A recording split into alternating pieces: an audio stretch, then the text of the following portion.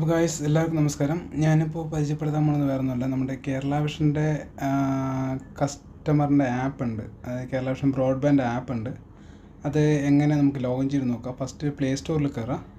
Play സ്റ്റോറിൽ കയറിയ ശേഷം just Kerala vision broadband app കൊണ്ട് അടിച്ചു കൊടുക്കാം. കൊടുത്തത് ഫസ്റ്റ് അപ്പോൾ ഞാൻ ഓൾറെഡി ഇൻസ്റ്റാൾ ചെയ്തുകൊണ്ട് ഇത് ഓപ്പൺ കാണിക്കുന്നത്. ഇതായിരിക്കും ആപ്പ്. ഈ ആപ്പ് ജസ്റ്റ് ഇൻസ്റ്റാൾ ചെയ്യുക. ഇൻസ്റ്റാൾ ചെയ്തതിന് ശേഷം ഡയറക്റ്റ് ഓപ്പൺ ചെയ്യുക. ഓപ്പൺ ചെയ്ത് കഴിഞ്ഞാൽ വെയിറ്റ്, ഓക്കെ, നോട്ടിഫിക്കേഷൻ, ഓക്കെ. ഇതിൽ മൊബൈൽ നമ്പർ ചോദിക്കും. മൊബൈൽ നമ്പർ വന്നാൽ നമ്മുടെ രജിസ്റ്റർ ആയിട്ടുള്ള മൊബൈൽ നമ്പർ ഇതിൽ അടിച്ചു കൊടുക്കാം.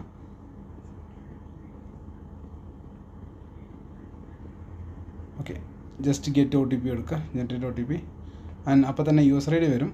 യൂസർ ID ജസ്റ്റ് കൊടുക്കുക. OTP നമ്മുടെ ഫോണിലേക്ക് ആയിരിക്കും ടെക്സ്റ്റ് ആയിട്ട് വരിക. വന്ന ഉടനെ അത് അടിച്ചു കൊടുക്കാം. OTP, okay. ലോഗിൻ ചെയ്യാം.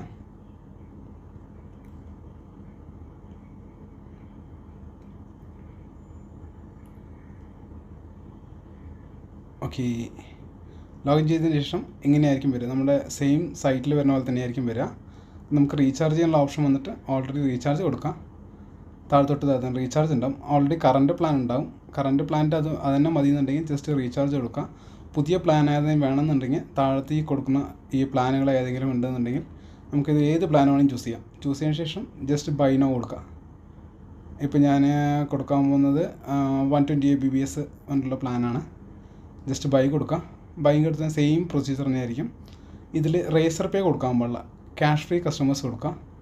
ജസ്റ്റ് മേക്ക് പേയ്മെൻറ്റ് കൊടുത്തതിന് ശേഷം ഡയറക്റ്റായിട്ട് നമ്മുടെ അവരുടെ സൈറ്റിലോട്ട് പോകും. അതായത് പേയ്മെൻറ്റ് ഗേറ്റ്വേയിലേക്ക് പോകും. അവിടെ UPI കൊണ്ടൊരു ഓപ്ഷൻ ഉണ്ട്. കാർഡുണ്ടെങ്കിൽ കാർഡ് യൂസ് ചെയ്യുക. നെറ്റ് ബാങ്കിങ്, വാലറ്റിങ് വാലറ്റ്, UPI ഉപയോഗിച്ച് കഴിഞ്ഞാൽ ഈ 3 ഓപ്ഷൻ വരും. ഞാൻ ഓൾറെഡി ഫോൺ പേയും ഗൂഗിൾ പേയും മിററും ഉള്ളതുകൊണ്ട് ഞാൻ ഇത് യൂസ് ചെയ്യുന്നുണ്ട്.